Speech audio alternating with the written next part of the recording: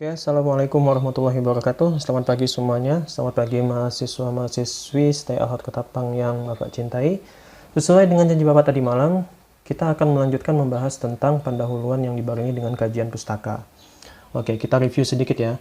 Kita hari ini membahas tentang pendahuluan yang dibarengi dengan kajian pustaka. Oke, pendahuluan plus kajian pustaka. Nah, maafin kalau semisal tulisannya nggak bagus. Dalam satu kondisi gitu ya, pendahuluan dan kajian pustaka ini digabung, khususnya dalam penulisan jurnal. Kenapa? Karena supaya muatannya tidak lebih banyak atau muatannya lebih padat seperti itu. Nah, dalam kondisi tertentu juga pendahuluan dan kajian pustaka ini dipisah, contoh di skripsi atau di tesis. Kenapa? Karena pendahuluan nanti dia selain membahas 3 yang kemarin, pentingnya topik penelitian, masalah yang diangkat nih segala macam, kemudian alternatif solusi yang diberikan, maka ada sub-sub lain yang dibahas di pendahuluan. Maka kan lebih banyak lagi, biasanya lebih dari 1 halaman di bagian pendahuluan. Nah, tapi kalau dalam penulisan artikel, makalah atau apa, biasanya pendahuluan sama kajian pustaka ini digabung. Oke, kita review sedikit ya. Pendahuluan, kemarin kita bahas apa aja sih? 1. Pentingnya topik penelitian. Kedua, apa? Masalah yang diangkat, masalah yang dirumuskan. 3.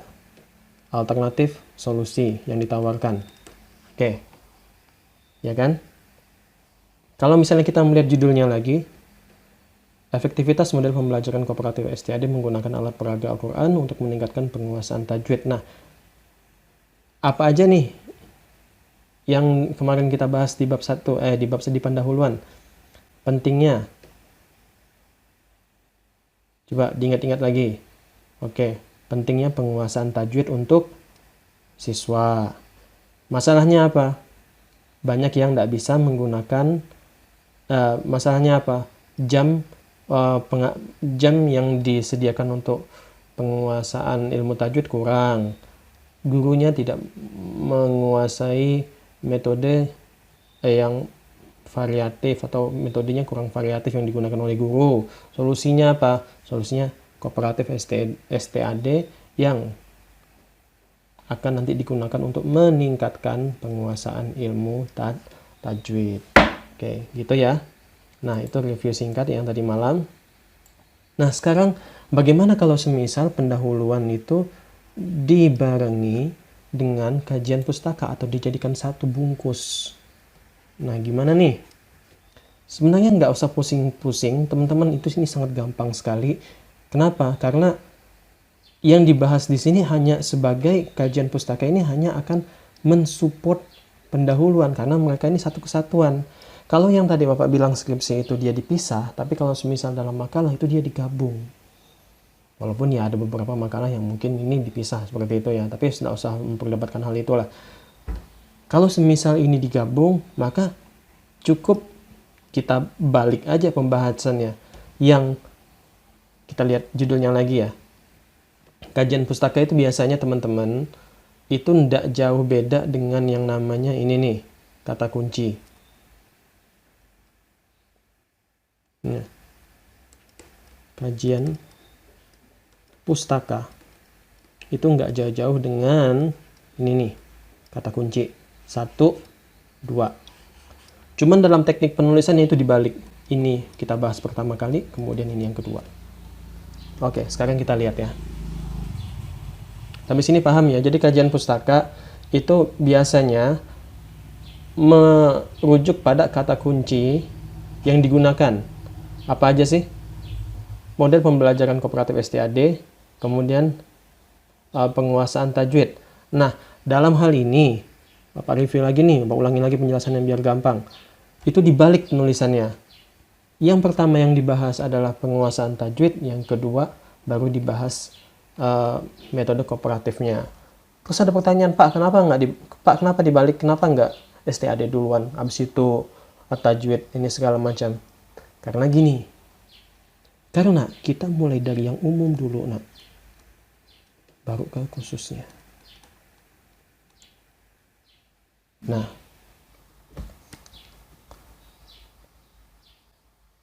Sampai sini paham ya? Jadi yang umum dulu adalah tajwidnya. Kemudian baru kita masuk ke khusus. Kenapa STAD ini khusus? Karena dia yang nanti akan mengobati masalah yang ada di pembelajaran tajwid ini. Maka yang kita bahas pertama kali adalah penguasaan ilmu tajwid, kemudian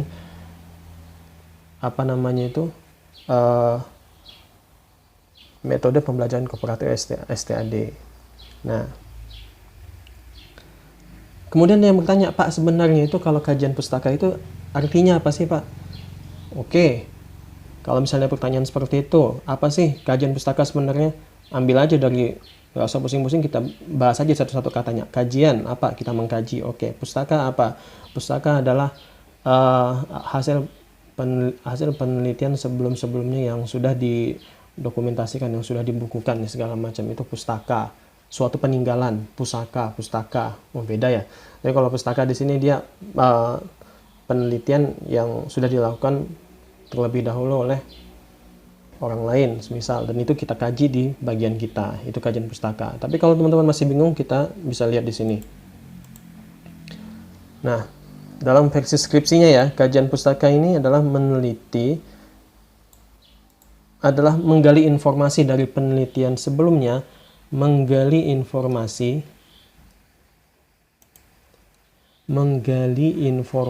dari penelitian sebelumnya sebagai bahan perbandingan, baik yang berkenaan dengan suatu kekurangan ataupun kelebihan yang sudah ada. Gitu ya. Selain itu, peneliti juga menggali informasi dari buku-buku. Kan kajian pustaka ya? Iya kan? Buku-buku ataupun skripsi ataupun yang lainnya dalam rangka mendapatkan suatu informasi yang ada sebelumnya berkaitan dengan teori yang dikemukakan. Oke. Kita hapus dulu. Teman-teman mungkin masih bingung di sini. Biar gampang membacanya. Oke. Kajian pustaka, dia itu menggali informasi dari penelitian sebelumnya sebagai bahan perbandingan tentang apakah itu kekurangan bahas tentang ataupun kelebihan yang sudah ada yang berasal dari buku-buku ataupun skripsi yang sudah dilakukan sebelum-sebelumnya, ya kan? Hanya untuk apa? Hanya untuk nanti menemukan teori, hanya untuk mendapatkan atau menemukan suatu informasi tentang teori yang berkaitan. Itu dia. Sampai sini paham ya? Oke, nah sekarang kita lihat apa aja yang ada di jurnalnya siapa namanya ini, si Ali Arifin dan Habibullah. Kalau semisal kita lihat, nah dia pertama kali akan membahas tajwid at the first time. Tajwid merupakan bagian dari ilmu Quran yang perlu dipelajari, mengingat bagaimana seorang membaca Quran dengan baik. Oke, kita lihat ada enggak dia didukung dengan temuan-temuan ataupun informasi lainnya dari penelitian sebelumnya. Ada. Siapa? Ifadatun. Ngomong apa Ifadatun? Penguasaan tajwid menurut Ifadatun adalah sangat berhubungan. Menurut Ifadatun, penguasaan tajwid itu sangat positif dengan ataupun sejalan dengan kemampuan siswa dalam menghafal Quran. Ada lagi enggak selain itu? Ada. Siapa? Hasan. Sabilan Hasan.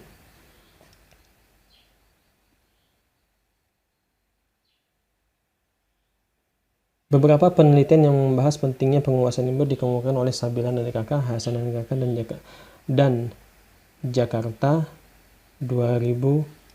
Ini Jakarta 6 orang bukan nih? Masa nama tempat dijadiin ini? Oke.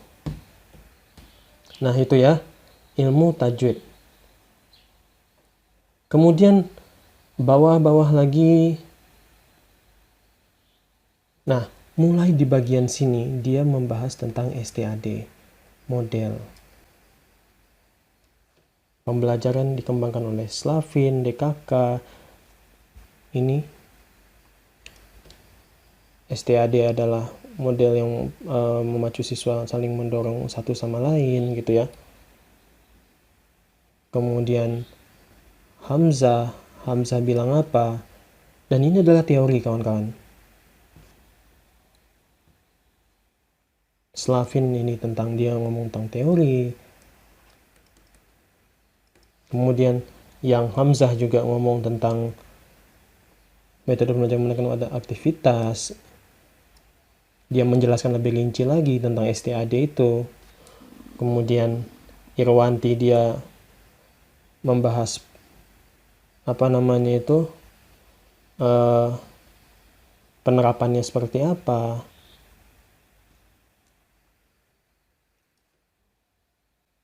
Dan Nur membahas tentang pelaksanaannya dalam siswa itu kayak gimana, dibagi berapa kelompok, 4 mahasiswa setiap tim dibentuk secara heterogen, segala macam. Novi mengatakan STAD didesain untuk memotivasi siswa agar semangat, ini segala macam. Trianto 2007 pembelajaran kooperatif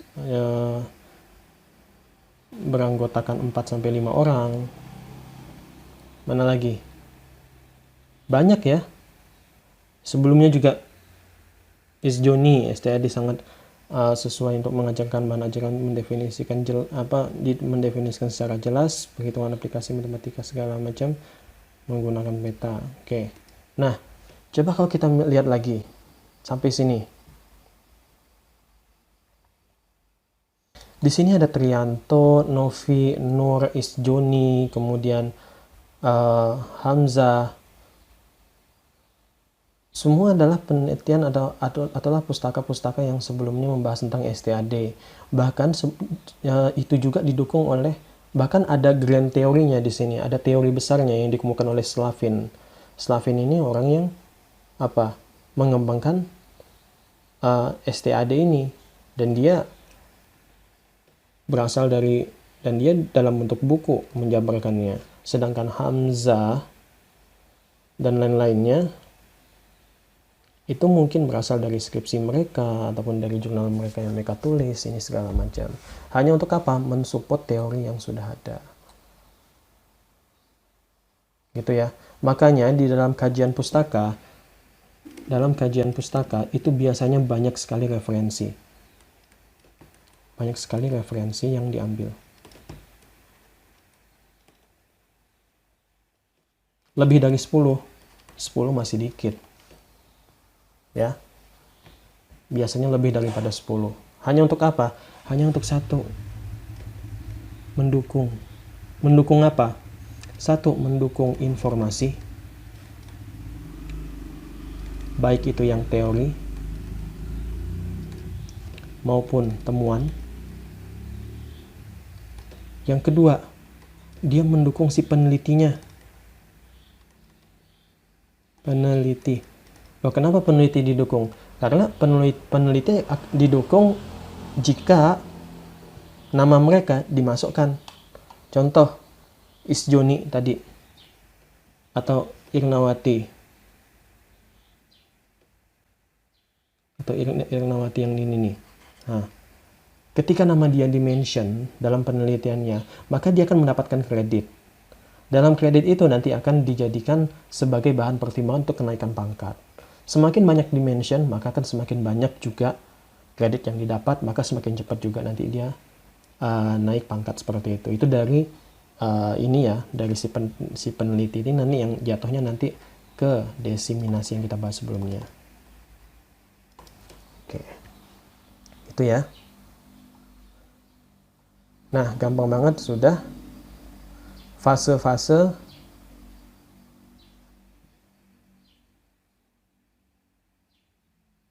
lebih detail lagi. Oke, tadi kan kita udah bahas yang namanya dalam menulis kajian pustaka ataupun kajian pustaka yang dibarengi dengan pendahuluan segala macam. Kita bahasnya dengan metode piramida terbalik. Apa maksudnya? Mulai dari yang umum dulu. Lama-lama mengerucut sampai yang detail. Dari mulai yang umum dulu, biasa-biasa dulu, ini nanti baru lebih ke detail, nanti baru jatuh ke detail.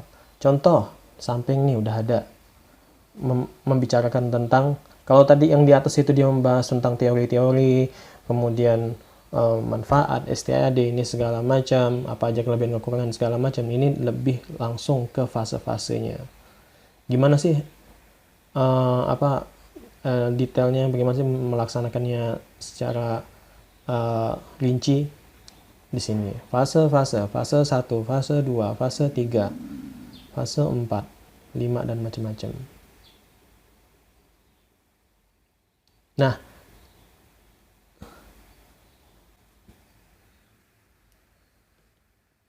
kemudian nih ada yang menarik juga di bagian sini.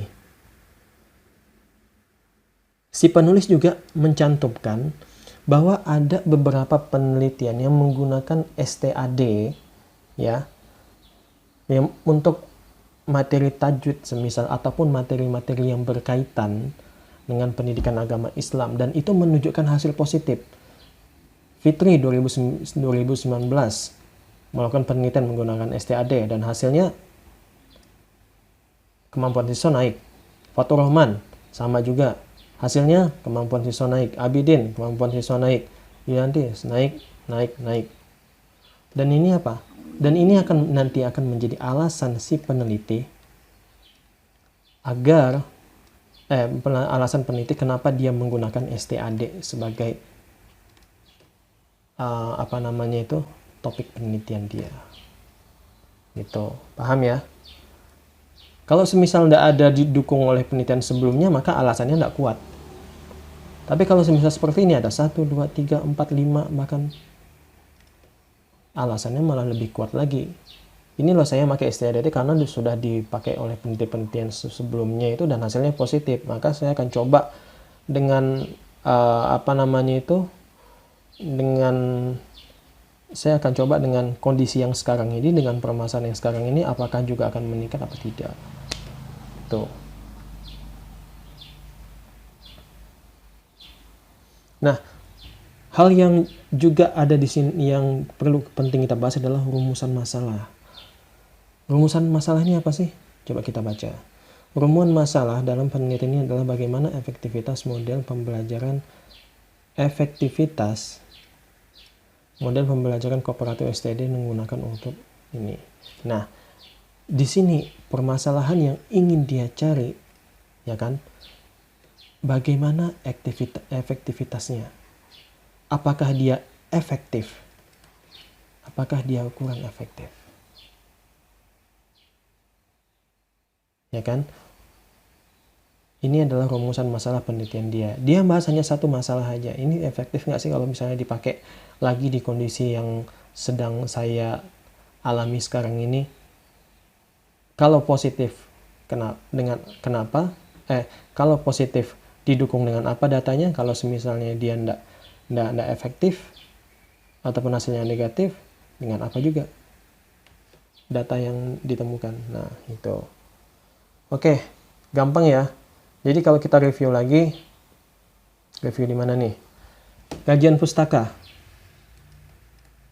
Kajian pustaka berisikan tentang informasi tentang teori ataupun informasi pendukung lainnya yang ditulis dengan model piramida terbalik, mulai dari yang umum ke khusus, dan di dalamnya juga disupport oleh penelitian sebelumnya yang memperkuat alasan si peneliti untuk menggunakan tadi itu topiknya STAD.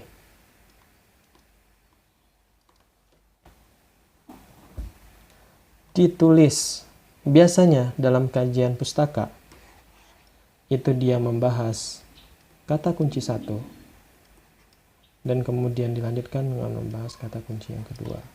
Kalau tadi kata kunci satunya itu yang paling umum adalah tajwid, Makanya kata kunci kedua yang lebih detail adalah STAD. Oke, sampai sini dulu. Habis ini nanti kita masuk ke bagian metode penelitian. Artikel ini bisa kalian download dan bisa kalian kembali lagi menyimak audio Bapak atau video Bapak yang ini, kemudian kalian ya menggaris-garisi sendirilah mana apa yang Bapak Vida jelaskan tadi, mana yang umum, mana yang teori, mana yang informasi pendukung lainnya. Oke, sekian dari Bapak. Assalamualaikum warahmatullahi wabarakatuh.